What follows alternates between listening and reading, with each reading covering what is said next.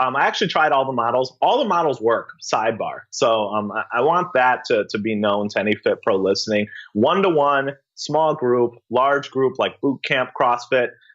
They all work. They're all scalable, and they all can be lifestyle fitness businesses, meaning they do not need you to physically run them. Welcome to the Networking with Michelle podcast, the show dedicated to providing you with life strategies with a little bit of entrepreneur advice. Here we believe in the Jim Rohn quote, success is nothing more than a few simple disciplines practiced every day. Hey everyone, welcome back to the Networking with Michelle show. Today's guest is AJ Rivera. He helps fitness pros, fitness professionals build six-figure fitness businesses. AJ, welcome to the show. How are you doing today?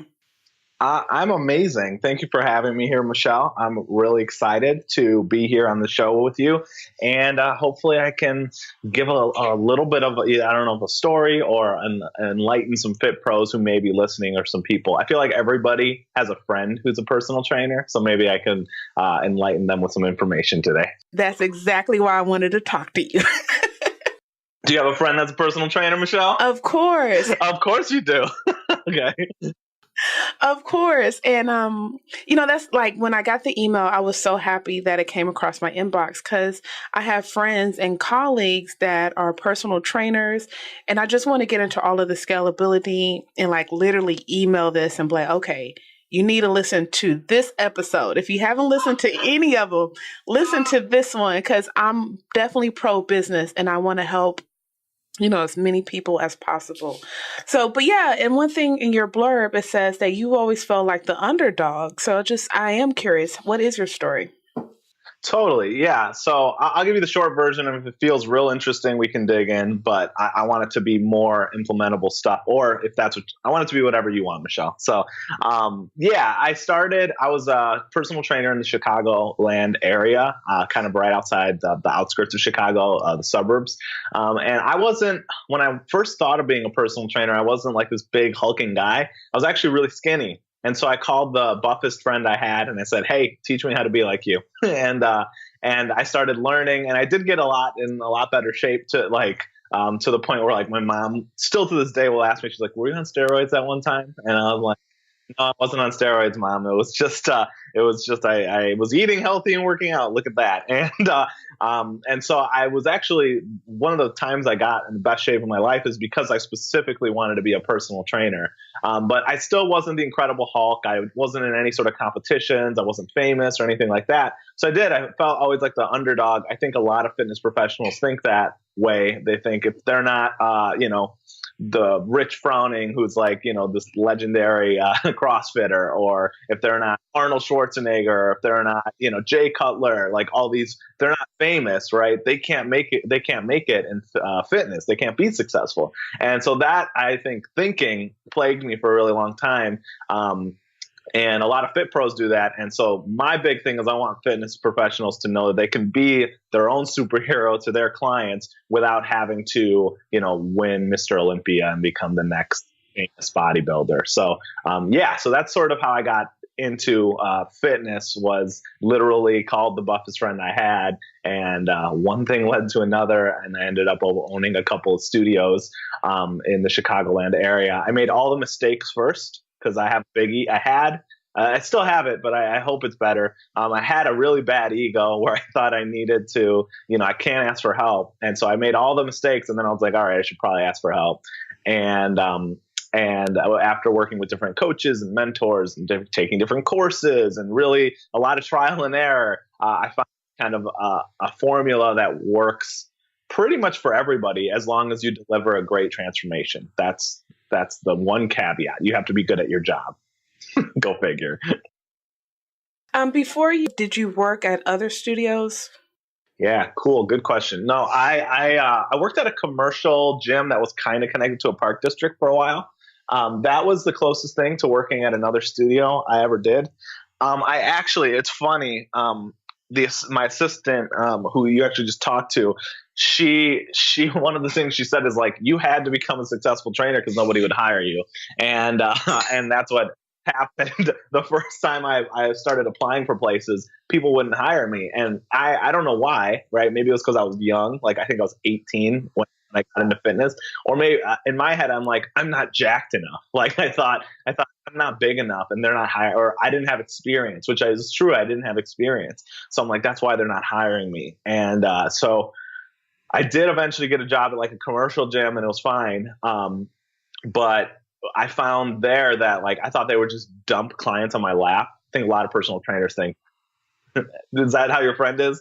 I think it's a combination. I mean, obviously, some of my colleagues have transitioned where they've worked in the gym and now they're owning their own business and they're either I don't want to say renting, but you have to go through the city to do boot camps at the park, and then they have other gyms that they Houston's really big, so they'll move around to different sides of towns to either host boot camps or to accommodate their clients.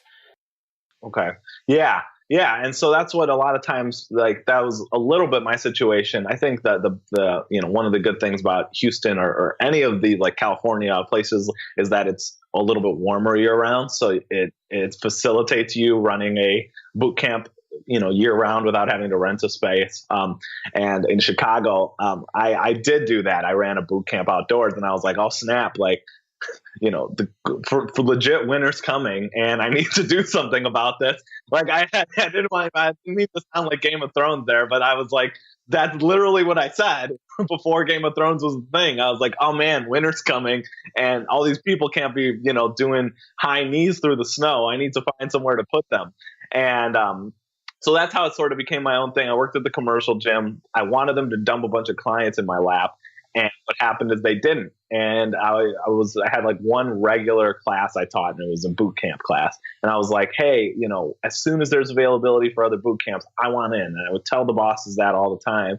And then the availability came. I was like, great, I'm going to get 2 hours a week. I'm going to be twice as rich. Like, I thought that was going to be it. And they didn't offer it to me. And then I was like, I don't understand. I can't win here. Most of the people and it's not their fault. Most of the people who worked at that sort of commercial Park District adjacent gym were like parents, like stay-at-home moms, stay-at-home dads who were kind of just doing this for a side income. They weren't trying to make it a career, and I'm here trying to make it a career, And so that's when I was like, I'm going to start my own boot camp. And I started a boot camp. I did one outside.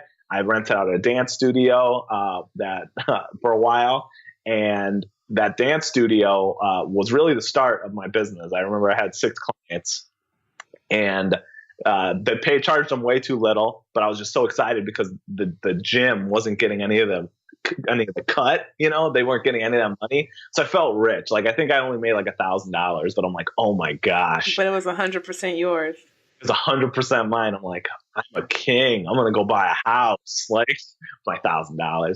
And then that dance studio was going out of business, and so that's when I really was like, okay, I need to like my father actually encouraged me because he's always been very entrepreneurial. Even to this day, he has lots of entrepreneurial endeavors. And he's like, hey, you should just open your own place. And I was like, I guess I have to because I can't find a place to rent out of. And that was the start of my businesses. So, yeah. When you, let me say, during all of that, when did you realize that your business could be scalable? Because I think over the past 2 to 3 years, we're starting to see like the online fitness trainer now. And of course, there's so many different genres of fitness. But when did you realize this can be scalable beyond having your own place? Sweet. That's an amazing question, Michelle. And I'm not just saying that to kill time. Like that's a real good question. Because I think 90% of fitness trainers, and I haven't polled them, but I would guess 90% of fitness trainers aren't even thinking about scalability. They're just thinking about, how can I take more home today? They're thinking about today, not so much about they're treating it like a hobby and they're calling it a business. And I think when you look at scalability, like what you just said, it allows them the opportunity to really think and make decisions like a business owner. Were you going to say something? Oh, no. Oh, okay. I thought I was cutting you off. Yeah. So scalability. So basically, I was able to start thinking about scalability after it had been, I don't know, a few years in my business. I spent so much time broke and struggling that it's like I didn't even have time to think about scaling my business. And I think most fit pros would fit in that category. Where the example we kind of use here in our sort of circle is you jumped in the pool to try to be like Michael Phelps, and immediately you started drowning. And so you all you want to do is just not die. Like you don't care about being Michael Phelps at that point. You just don't want to die, you know? So so that's sort of what happened to me. I was like, yep, I'm gonna be the next Michael Phelps. Nope, I'm drowning. Never mind. Just please, and you're reaching, right? And so that's what a lot of that happens to a lot of fit pros, and they just sit there and they kind of tread water for a long time. They're not necessarily thinking about scaling. And I think they should. I think they really should. And it all depends on their goals too, right? People like you and I are super interested in scaling, super interested in systems and having businesses run by themselves. I love that. But some people just want like a cool 6-figure job that they like, right? And you can do that with fitness without scaling too big. Like you can do that with a 2-person team and you, really. And you can work like, 30, 40-hour weeks, like a normal job, and you make 6 figures and you're actually a trainer and you like what you're doing. So I started thinking about the scalability when I opened my second location, and I realized, oh, I didn't think about this before. So, a lot of times we open a second location thinking, okay, like my first location was in the hood, Michelle. And so I was like, I need to move to a rich neighborhood. Those are where the people will appreciate me. And so I did that. And what happened was my business was being run by like good people, including Amanda, who is she's our COO here, but she started as an assistant. You just talked to her on the phone. It started by her and me and we had a couple other really good employees, Stephanie, I'm literally naming their names, who were able to cover the holes in the system that were imperfect. When I stretched it to a second location and had to move good people into one spot, leave the other spot, there was no system there. And so those holes grew literally 10 times, 50 times bigger. And when I thought I was going to be making money, I started losing money. And one gym was literally paying for the other one to exist. So when I saw that happen, and I was like, wow, I have 0 systems and it's not necessarily my strength. That is when I knew, I'm like, okay, I need to start thinking about this in terms of business, kind of figure out what the cap is, like what the goal is with this, how much I can make, and then what the plan is and what my actual goals are with it. So that's when I started thinking about it. But it was at the wrong time. You need to think of it before. Like anybody listening to Michelle right now and I, thinking about what your end goal is before you start, not just, hey, I need some money today, because you're going to end up pretty dissatisfied pretty quickly in my experience. And what were some of those systems that you put in place, whether it was through your one-on-one and group coaching or through your brick and mortar? Totally. Yeah. So I did a lot of group. I actually tried all the models. All the models work, sidebar. So I want that to be known to any Fit Pro listening. 1-to-1, small group, large group, like boot camp, CrossFit. They all work. They're all scalable, and they all can be lifestyle fitness businesses, meaning they do not need you to physically run them. All of them can work. So I think you mentioned this earlier. A lot of people jump to online because they think, oh, it's more scalable, right? It's just as scalable as any other business. Like, do you think the CEO of Equinox is sitting in a gym right now training people, counting reps? No, right? Like, there's so many physical businesses that are scaled to an amazing level, and we're busy here thinking, what I need is an online brand. And then they almost think of it the opposite way, right? Then they're only thinking about scalability and money, and they're not thinking about people, and people can tell. And when you act like that, not to discourage, I have lots of clients I work with who are online personal trainers, and they're amazing and they do good stuff. But the ones that are successful versus the ones who have a hard go are the ones who actually just want to make like an impact or want to reach a certain type of person, or as weird as this is, maybe have a crazy high income goal. And even though that seems like a selfish reason, it's not necessarily, right. And it is a real goal. It's not, physical, a physical location doesn't work. So I'm going to jump ship and go online. And then you're quitting before you've succeeded. So I think if you have a business now, whether it's online or offline, and you're thinking about doing the opposite, make sure the one you're doing now, unless it's not in alignment with you, is actually successful before you jump ship, right? Don't just jump ship because it's hard, because everything's going to be hard. You're going to have hard in all business. And so you have to just determine, are you willing to go through the pain that merits the reward at the end of it? And that's the question I ask myself when I make any decision. Is the pain worth the benefit of this, right? Yes, no, whatever. Yeah, okay.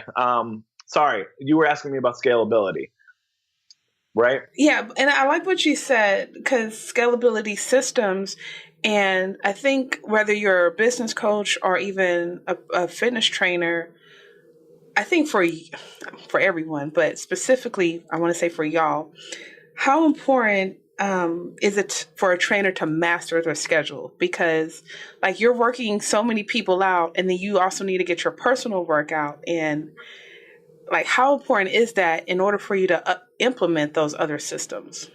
Yeah, I think that is super important. I think having, mastering your schedule is definitely personal trainers. And again, maybe your friend, acquaintance, or colleague can relate to this.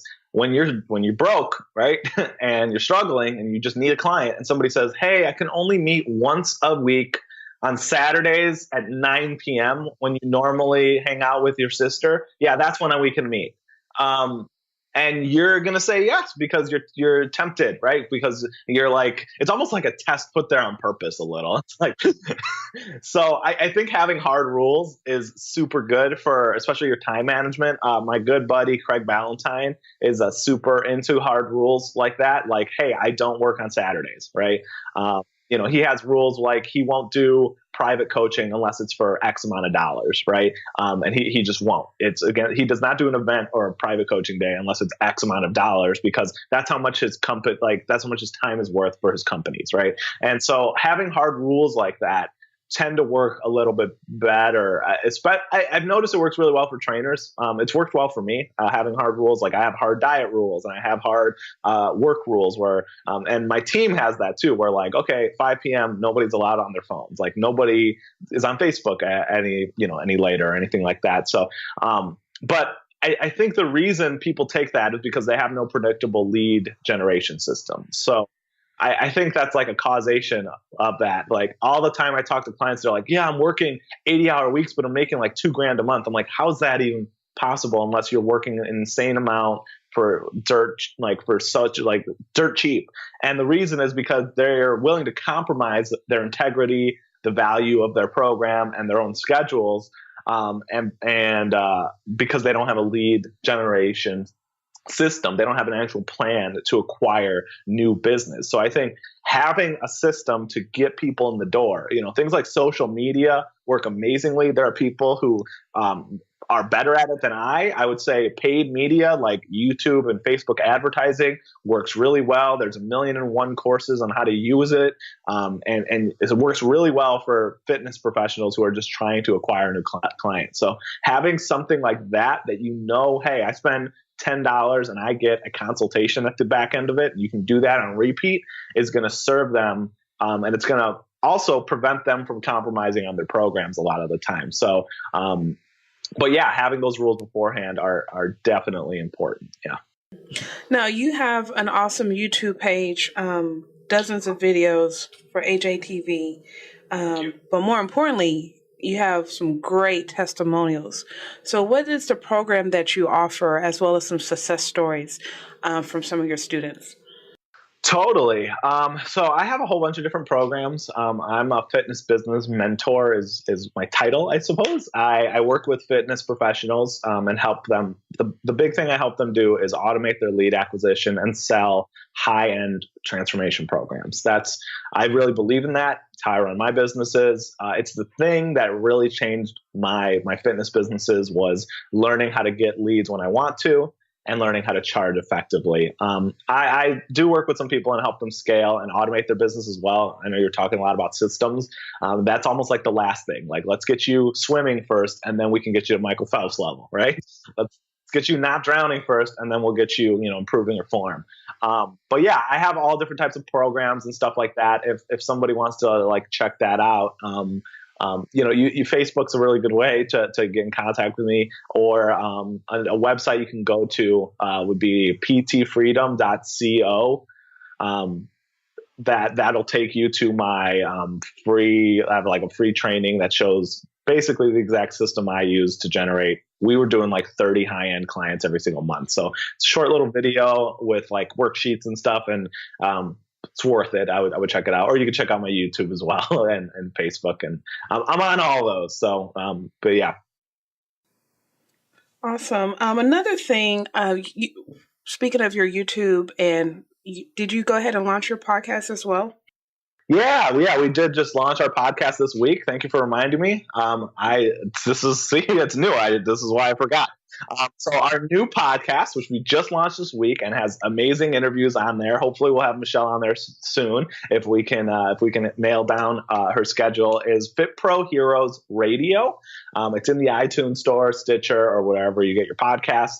In there, our first 5 interviews just released like a couple days ago, and we're actually running a contest. So I don't know when your listeners are going to get this episode, but I would download it even if you're not entered into the contest. And we have our first 5 interviews are with Ryan Stewman, Craig Ballantyne, Alan Belcher, who's a former UFC fighter, Cora Poge, and Dave Rogan-Moser, who's like a tech entrepreneur. Like I was really lucky to get those 5 people, and maybe 6 if I get Michelle here. I don't know how I'll ever top these 6, but those will definitely be good. I'll do my best to keep them going long term, but yeah. And so you can find those in the store. Yeah. Right now. Mm-hmm. Yeah. Ryan's a beast. A hardcore closer. I've been following him for years, and I'm like, dude. And he's a really humble dude. Like, he's a really nice guy, like super humble. I love it. He doesn't like brag about his cars and stuff like that, and which I love. Like, he has them, but he doesn't brag about them. So yeah, he's a really all those guys and gals and gal are really good people. So yeah, 100%. Yeah. Yeah. How has your content creation? How has that complemented your business as a trainer? Because I think sometimes not everyone understands the importance of content. It's like, I'm good at what I do and that's it. But there has to be that extra layer of education and information that leads to the lead generation. Totally. Yeah. Well, okay. So the old school rules were basically, if you wanted an online business or you wanted to use the internet to grow your physical business, you needed to just create content, right? It used to be just blogs, write blog after blog, look for keywords, write blog after blog after blog after blog, emails, be in contact with your people nonstop. And there was a little wave here, and we're kind of sort of at the end of it. And this is just my opinion. You can let me know what you think, but where you could use Facebook advertising and basically sell nothing if you wanted and still make money, because it was so cheap. It was crazy. Everybody's attention, like, where should advertising be? Where people's attention is, right? So instead of watching TV at the end of the day, which we don't watch that much anyway, but instead of watching our episode of whatever, we just watched YouTube clips for like an hour and then we turned it off. And that's happening more and more. And you have a really like small window right now, anybody listening, any business, where you can actually reach the platforms that I'm guessing will cost 50 to 100 times more in the next 3 to 5 years. Literally, it's going to be like what it costs to put a commercial on TV. That's what YouTube ads and Facebook ads will eventually. I mean, I don't know how, because there's so much content, how high it'll reach, but you're going to keep seeing those costs climb. And so, while having like, a Facebook ad funnel that works really good is great. You should totally have that. You're going to have to start creating content again because you're going to need to make sure you're only marketing to people interested in you, because people will have seen every sales funnel they could possibly imagine. So yeah, I think creating content, if you're an online trainer and you don't want to create content, you're not going to be an online trainer. Find a new job. Yeah, is the truth. When you put it like that, is the truth, right? And and I have a client. He owns a physical location. He generates 10 leads a month just from his Facebook page, and he has no plan. He just used Facebook. He has zero strategy. He's just putting content out there. So quality and quantity are weirdly equally important. Consistency is the most important. If you're going to do a podcast, like we just launched a podcast, we have like 3 episodes sitting as backup episodes in case one of our interviews doesn't work out, because we're going to release a new episode every single Tuesday. Every single Tuesday it's coming, and our audience is going to know that. And when I was doing those daily tips for a month, I did it every single day at 7 a.m. for a month, right? And so you need to be consistent. Because believe it or not, there's more people watching you than you think. And if once you break that consistency, you're gonna lose the people, in my experience. So content, video if you can. I like video. I'm a fan of video. Audio is really great too, because people can listen to things like this podcast anywhere. They can listen to it while they're working out, while they're cleaning the house, while they're driving. It's a smaller ask in my experience. So yeah. AJ, as we wrap up, what is one action item that you can give our fitness pros and entrepreneurs, and how can people get in touch with you? Totally. Okay. So the one action item I would tell, can I give 3 if they're short? I promise they'll be short. Go ahead. All right, cool. I think the first one is have a way to get predictable leads, no matter what it is. I mean, it could be flyers and stuff, but you need to know that whatever you spend, that's how many leads you get in. And if you don't have a way, there's lots of good materials out there to learn. My channel and stuff like that has a lot of that stuff. You don't have to buy anything. You can probably figure it out if you watch all the videos. But if you buy it, it's faster. That's the first thing. Second thing is you probably need to raise your prices. You're charging too little. It's not going to work how you think, charging less than everybody else, and then everybody finding out how great you are, and then everybody leaving the big gyms to go to your business. What you need to do is, instead of play the big box person's gym, you need to play your own game. And that game is you're going to charge a higher ticket, but you're also going to over deliver in everything you do. You're going to call your clients. You're going to really care about them. You're going to make sure they get a result. You can even guarantee they get a result if you're that confident. So that's the second thing, is sell like results, and don't try to sell being cheaper, right? Don't be the economy trainer. And then the last thing I would say is make sure you do have a system by which to scale your business, like Michelle said. If you're not sure how to do that, I'm sure Michelle has a lot of resources on doing that as well. But just having a goal, a plan, and a way to get there. Because otherwise you're just, you're putting up points on a scoreboard that never ends. Like it's an infinite thing. You're climbing stairs that never end. You don't have a goal. You don't have a benchmark. And it's cool if you don't want to limit yourself. Like I get this on the phone all the time. Like, I don't want to limit myself, AJ. I'd take $1 billion. Okay, cool. What do you want to do in the next 12 months? Oh, I don't want to limit myself. Okay, well, you're drowning now. You're making 10 grand a year now. So what do you want to do in a year from now? What would make you really satisfied? Oh, like 80. Okay, great. 80 grand. Cool. Give yourself real benchmarks. Otherwise, all you know is that you don't like where you are, but you don't know what you actually do want. So that's a good point. I love it. And how can people get in touch with you? Totally. Yeah. If people want to get in touch with me, so facebook.com/AJ Rivera official is really cool. FitPro Heroes Radio is great. If you YouTube AJ Rivera, you'll pop up my page. There's you can get podcasts and videos there. Facebook's probably the best way, and then the podcast is the second best way. And if you go over to the podcast, please download the episodes and write a review. Send it to your friend. If you hate it, send it to your enemies. Yes, sir. We will have all of those links in the show notes. AJ, I want to thank you for being a guest on the show. This is a great look. And I know AJ is a fitness expert, but everything he said can be applied to pretty much any business. So I know we have some great nuggets in here. Once again, AJ, thank you. Remember, I believe in you, and a personal connection leads to an influential network. Thanks for networking with Michelle.